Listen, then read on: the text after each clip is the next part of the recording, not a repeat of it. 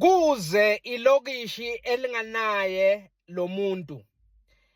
Lonke ilokishi liba naye lo mfana noma usisi ozibiza nge-event organizer, azibize nge-promoter.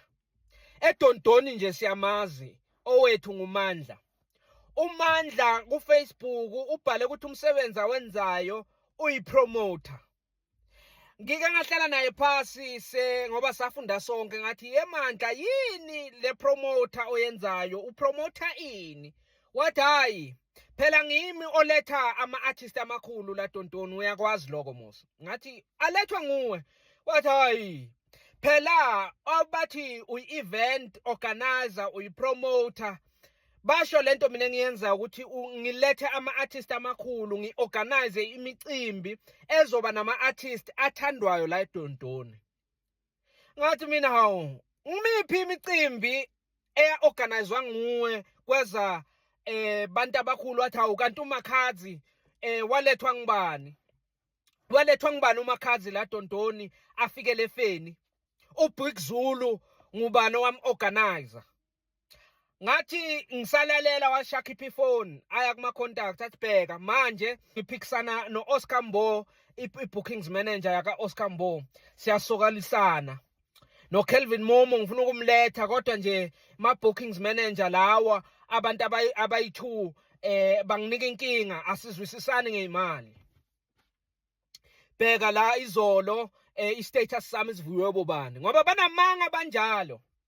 Banamanga futhi bathanda ukugcama ngokuthi bona kuma-contacts bobani bantu abacoca nabo, abakhuluma nabo. Washa ngikhomba bheka ukuthi mina i-status angiphoste something iviewer bobani. Angithi ngiyachecka lapha kubhalwe Madumana. Athi ya uyambona lo Madumana oview i-status sami? Ngithi ya ngimuphi? Athi ngilo wasegwalagwaleni phela. Bheka omunye oview i-status sami ngibani? Ngithi ngiyabona kubhalwe Sidunkera. Athi uyamazi uSidunkera Mosa? Maputo song. Tup waduma ngale, uyamazi Mosa uSidunkera? Ngithi ya. Athi basakazi begwalagwala bonke inamba zabo nginabo.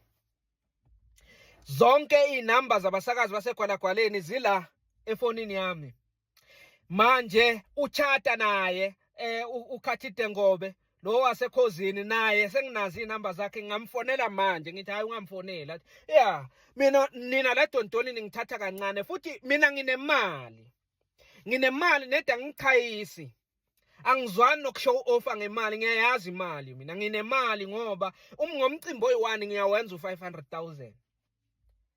Ithi mina hawu athi uMandla nedi ukuthi ningithatha kancane.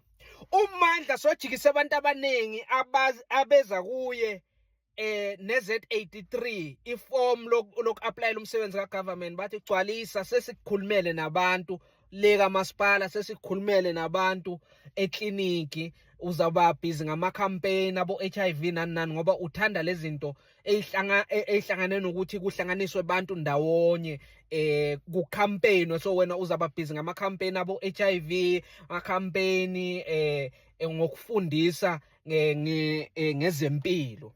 Athi hayi ngeke, ayinamali leyo nto, ayinamali leyo nto.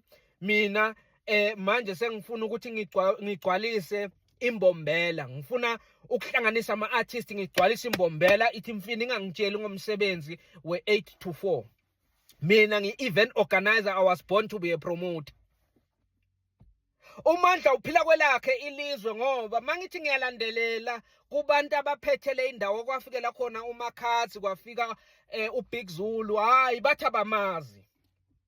Sengibathe ngiyamdescribe ngithi uMandla ipromoter, ngibavulela kuFacebook, ngiyabakhomba ngithi hey nangu lo mfana bo owanisiza ukuthi kuze uBig Zulu efeni eDontoni, kuze uMakhadzi kaGeorge. Nangu bathi hayi asimazi, asiyazi le promoter. Siyakuzwa ukuthi uthi ngumngani wakho, uthi waletha lo muntu lana, kodwa hayi lo muntu azange simthole ngaye.